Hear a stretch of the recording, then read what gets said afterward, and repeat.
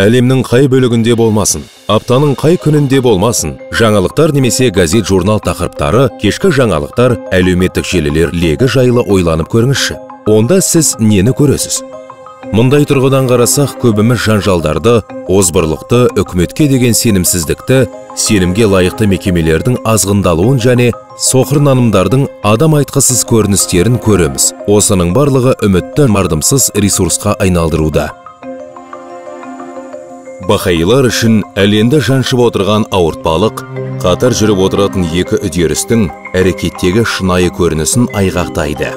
Бірі байырғы құрылымдар мен тіршілік ету тәсілдерін күйреуге ұшыратып жатқан дезинтеграция үдерісі болса, екіншісі әділдік пен біздің ұжымдық бір тұтастығымыз жайлы түсінікке негізделген қауымдастықтардың құрылуына әкеліп жатқан интеграция үдерісі. Осы қос үдеріс адамзатты есею дәуіріне әрқайсымыз тума бір тұтастығымызды ұғынып, нағыз адами әлеуетімізді аша алатын дәуірге жетелеп келеді.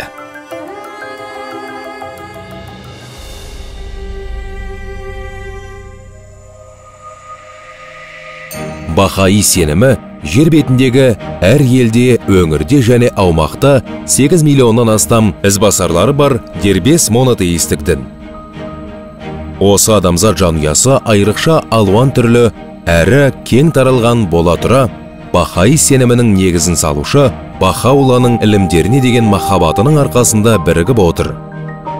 Бахаулланың жолдауы 3 қағидаға шоғырланған. Құдай бір тұтастығы.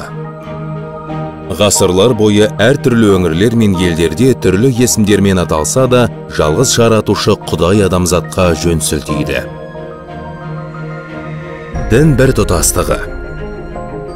Бүкіл тарих бойы Құдай жаршылары рухани ілімдерін әртүрлі өңірлерге әкеліп отырғанымен, олардың барлығы түп негізінде бір ақиқат жарығымен жарқырайды.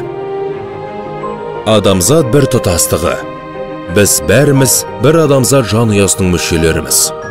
Осы өмір шындығы соқыр нанымдардың мейлі олар нәсілдік, діни немесе жыныстық болсын толықтай жойылуын талап етеді.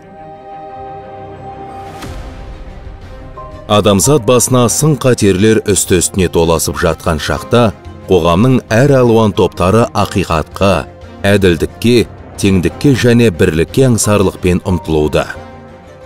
Бүкіл жер шары бойы ауылдарда, көршілестіктер мен қалаларда Бахаилар достармен және көршілермен бірге қауымдастық құру іс-шараларына ат салысып жүр. Осы үдерісте барлығы рухани және материалдық тұрғыдан өркендеген қауымдастықтарды құруға үлес қосуды үйренуде. Алайда өркендейтін қауымдастықтарды құру үдемелі қиындықтармен ұласып жатады.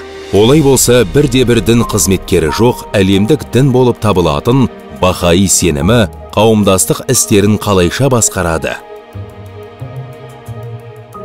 Жергілікті ұлттық және халықаралық деңгейде Бахаилар басқарушы органдарын демократиялық түрде сайлап алады. Бұл азаматтық қоғамдағы әлемнің көптеген бөліктерінде орын алып жатқан процестерге ұқсас болып көрінгенмен, Бахаилар сайлау процесі бірегей дүние. Бахаи сайлауының осы киелі процесінде партиялар жоқ, үміткерлер жоқ. Онда сайлауалды науқандар өткізілмейді, үміткер үшін үгіттеу жүргізілмейді. Барлығы құпия түрде дауыс береді.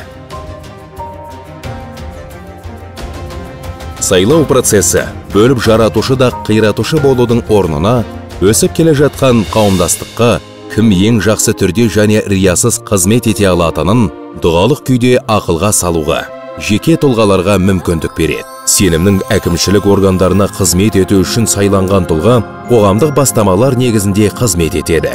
Бахаи сайлаулары терең ойланып толғану мен жан тебірентерілік берілгендік ахуалында өтіп, сонысымен жеке тұлғалар мен институттар арасында сенім орнатады. Барлық деңгейлерде сайланған мүшелер өздеріне дауыс бергендердің алдында жауапты болудың орнына дұғалық күйде кеңеседі. Ар-ұжданын басшылыққа алып әрекет етеді де, тек қана Құдай алдында жауапты болады. Әкімшілік тәртіптің осы жаңа үлгісі үстемдік ету мен басымды билеп төстеуді білдіретін күштердің қазіргі тұжырымдамасын махаббатқа, бірлікке, бойұсына қызмет етуге және пәк таза істерге негізделген күштер тұжырымдамасына айналдыруда.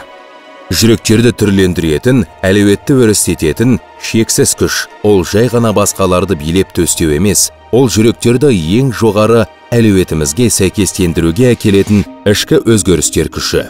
Бүкіл жер шарындағы ауылдарда, қалалар мен елдерде басталатын бұл бірегей үдеріс Кармель тауындағы Хайфада шарықтау шегіне жетеді. Әр 5 жылда 170-тен астам елде сайланған 1300 өкіл дауыстарын беріп, Бахаи сенімінің халықаралық басқарушы органы. Бүкіл әлемдік әділет үйінің 9 мүшесін сайлауға Хайфаға келеді.